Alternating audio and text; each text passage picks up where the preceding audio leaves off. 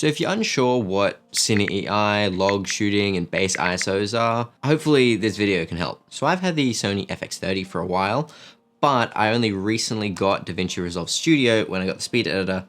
Video about that coming very soon. So I was shooting 8-bit up until I got DaVinci Resolve Studio, but now I shoot 10-bit. Therefore, I feel comfortable using SLOG3 because apparently SLOG3 and 8-bit isn't great. But now that I can shoot 10-bit 422, I'm shooting SLOG3 for everything on both of my cameras. And the FX30 has what's called Cine EI, which is basically a way of exposing to maximize dynamic range and reduce noise. So basically the cinema line of Sony cameras, including the FX30, have what's called dual native ISOs. Other cameras also have it as well. The A7S III has it, the A7 IV has it, but they don't really talk about it much.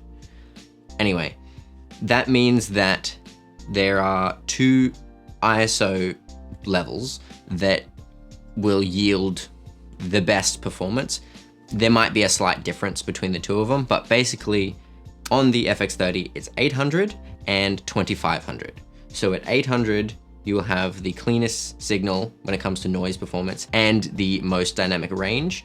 And then as you go up in the ISO levels, it'll get noisier and noisier until you hit 2500, where it'll sort of drop back down basically to where it was again. And I'll show you an example here of going from 800 to 2500, and hopefully you can see the difference. It's hard to see it in camera, but you know, if we zoom in on the shots here, hopefully you can actually see. And if you're unsure what log shooting is, it's this. This is a log profile. This is SLOG3 right now. You can see it's quite flat. Now I do actually have quite a bit of color in this shot, so it actually doesn't look that bad how I'm seeing it now on the monitor, but it's basically a way of maximizing the dynamic range and the color information in video footage. It basically takes the brightest and darkest parts of the image and just squishes it in a bit, so then you can have more information in those highlights and shadows without losing it due to peaking by something going fully black or fully white. And you're gonna get much more dynamic range. And what dynamic range is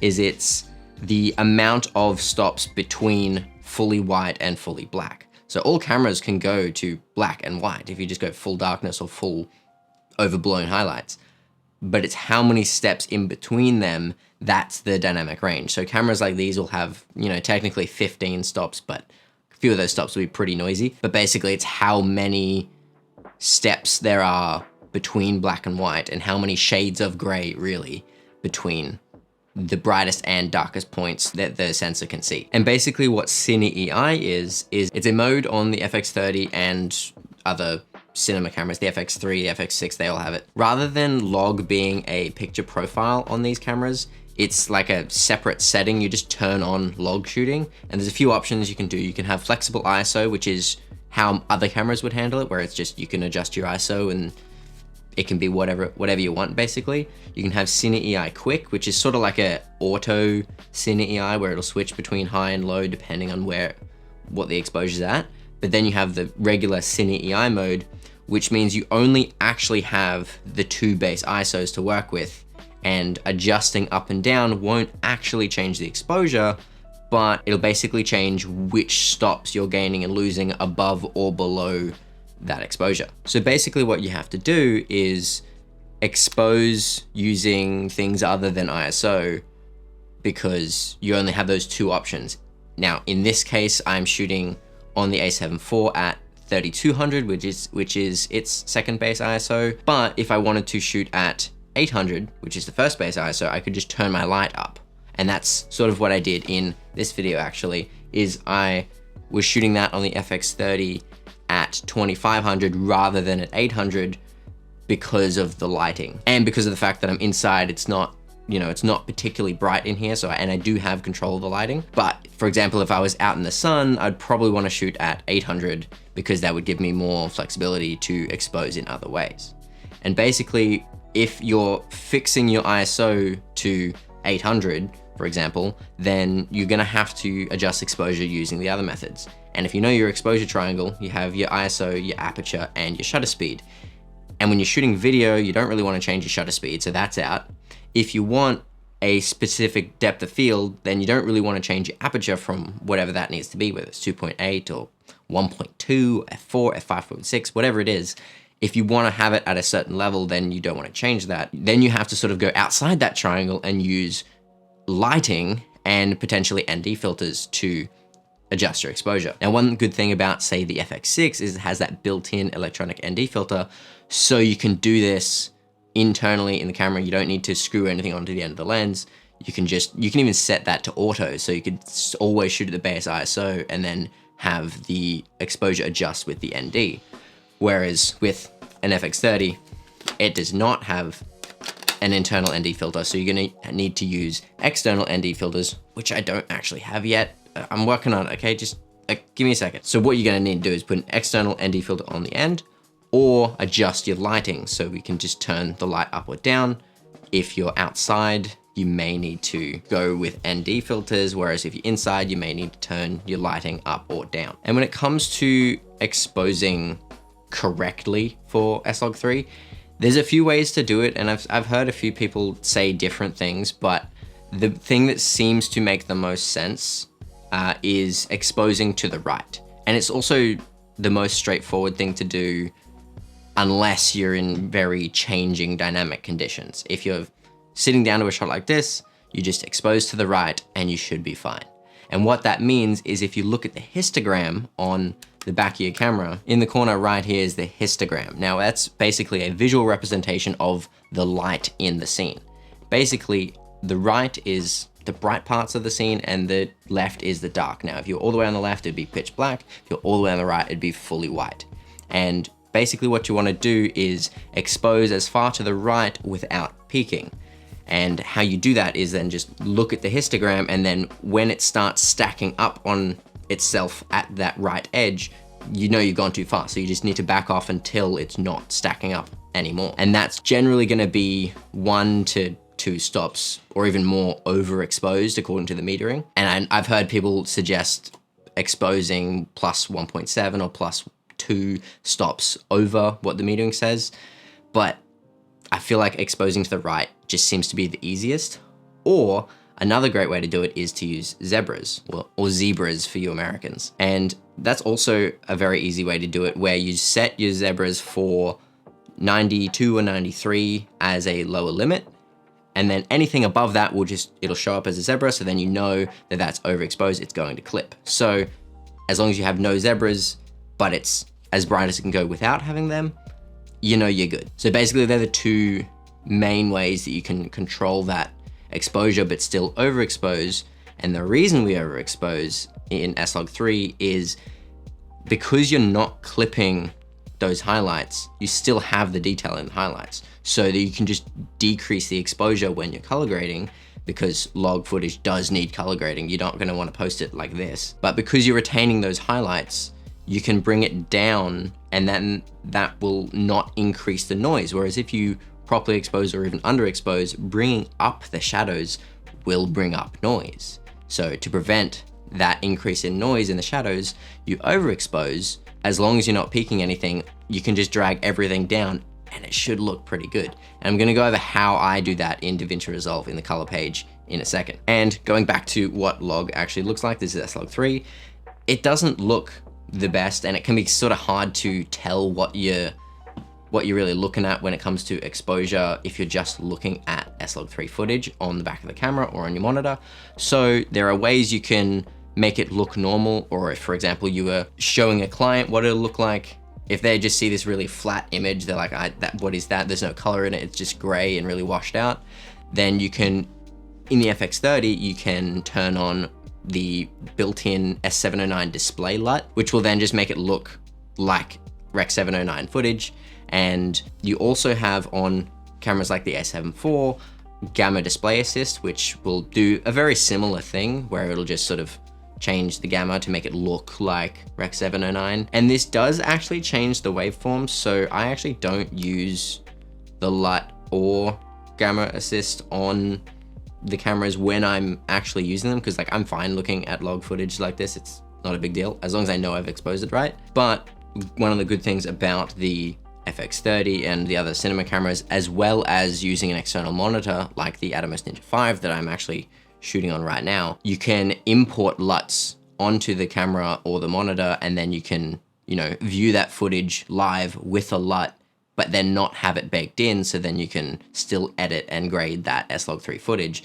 But while you're monitoring, it can look how you want it to in the end. So if you have a LUT that you're going to grade it with, or you just want to convert it to make it look normal, you can do that. I haven't made a LUT for this purpose yet. What I would do is basically grade it how I'm going to show you in a second, and then just export that as a LUT and then load the LUT onto the camera or the monitor, because that not only includes the color space transform, but also the exposure changes. Because if you just change the color space, the exposure is still going to be higher than you want it to be when you're just looking at it. So you would want to have a LUT that has the built-in exposure decrease, if that makes sense. Anyway, let's go over into Resolve and I'll show you how I color graded that video. So I'm now in the edit page of DaVinci Resolve. Got some footage in. This is the video that I filmed earlier tonight that I don't know if I'm actually going to end up posting. I'll do a bit of an edit on it, but the reason that I started filming this one was because this one was just so bad. But I liked the color grade of it. So I'm going to show you how that all worked, and then we're going to talk about color grading and dealing with this log footage. So this was shot in log, but as you can see, it is not. It's fully color graded right now. So I'm going to go into the color page, which will be here. And as you can see, I have a few nodes there. Can I move this over? We don't need that over there. So we can see our nodes here. So if you can't see this in the color page, then nodes right there. Anyway, so I did this just for the entire thing, and I just copied it. Basically, like, these are my stills here. So basically, once you've done a color grade, you right click on it, go grab still, and it'll go up into your gallery. And then if you want to apply that to a different clip, for example, this one, or this will go this one, then you just click on it and you go apply grade, and it'll copy all of your nodes that you've adjusted and everything you've done to that other clip. Now, if you do any like masking and tracking stuff, you'll have to like do all that per clip. So far, that's what I figured out, but everything else, it's fine. So basically, I'm just going to go over what I did to this footage. I'm going to turn everything off. Actually, you know what? For this clip, no, not for this clip. Basically, I'm going to clear all of this. I'm just going to delete all of that. And this is what the footage looked like when I brought it into DaVinci Resolve. So basically what I'm going to do is I'm going to hit Alt-S a few times, make a few nodes. Now you can put your color space transform either at the beginning or the end, and then just base it off that. To me, it makes the most sense to put it at the end and then do all the changes before it, but to each their own.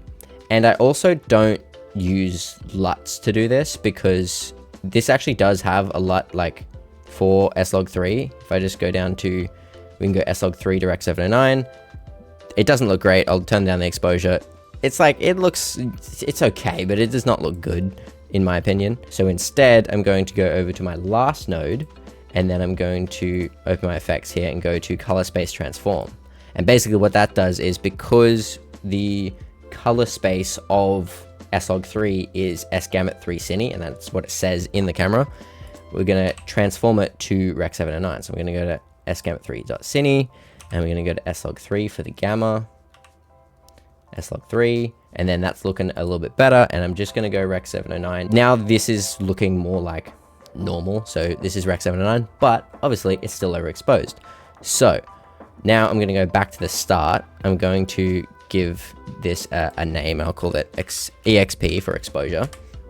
And then I'm literally just going to bring the exposure down to what looks like a good level. And what we can also look at is the scopes. Where are my scopes? Hello? There they are. I never do like single page thing. I normally have dual page. And another quick tip that I learned about today is if you go into workspace, and I think this is only in the studio version, but then you go to clean video feed, and then you can choose, like if you have multiple monitors, you can have just a full screen clean feed of the video output itself. So that's something that I'm going to do more now, so I can have just full screen, especially with color grading and like doing small things that you need to see detail for. That's going to be good, because I do have 3 monitors. That's I think I put on about 15 for the other ones when I did before, so I'm going to go down to about 15 there. So that's offset, that's just overall exposure. I'm just making the whole thing darker. And I am going to adjust the curves, so I'm going to go to the next one. I'll call this one curves, and I will just make some adjustments here. I'll make the shadows a little bit darker, bring up the highlights just a tad, bring down the whites, and then just sort of play around with this to make it sort of look the sort of contrast levels that I sort of want. As you can see there, my face is a little bit bright there, so I'm going to just bring that down, maybe bring these midtones down a little bit. And like, that looks reasonably good to me. I don't think I have the best eye for color. I'm no colorist, but it looks okay. Also, I only just realized I still have my headphones on. I don't need my headphones on. I was only doing that to test the audio. Anyway, now, like for me, all I really do when I color grade is, once I've got the exposure and everything, like I don't really do much with white balance because I always just have my custom white balance set to 5600 and I like never change it. I don't know if that's really a bad thing, but I leave it as that. My key light's 5600 Kelvin, so I just sort of leave it. And then it also does show, you know, if you've got, you know, yellow lights in the background, it shows that they're yellow. It doesn't try to fix it if you know, change your white balance. Anyway, that's not really important. But I'll just go to, let's say, this one. And what I like to do is I like to just bring a little bit of, not lift. I don't know why, but I do the log. I do the log color wheels. And I did even before I shot in log. But anyway, all I really like to do is just pull a bit of blue into the shadows. And like, yeah, that looks pretty good there. And then occasionally maybe I'll do a little bit of orange in the highlights, but I don't really want to mess up my skin tones. And there aren't really any other highlights that I want to change, so I'm just going to sort of leave it. Now I could mask, you know, myself out, do some changes to the background, but that's a whole nother thing. I'm not going to do that for this video. It doesn't really need it. I like this grade that I've just done there, and then it's actually probably almost identical to the still that I've got here. Now if I just apply this grade, there's a slight change. I actually do like this better now, so whatever I did before is slightly better in my opinion to what I just did then, but that's pretty much it. I just did a little bit of an exposure because we did overexpose that log footage. And that's just some super basic color grading. Like I said, I'm no colorist, but that's how I color grade my now SLOG3 footage and shoot with Cine AI. I haven't been doing it very long, so if I did miss anything, you know, let me know. There are some other videos. I might put some other videos in the comments from other people that have done this a lot more than me, but I hope that cleared some things up. I hope it helped. I appreciate you watching, and if you want to watch another video, go watch this video about cinema cameras versus hybrid cameras. And I'll see you next time. Okay, bye. Also, speed editor. Video coming soon.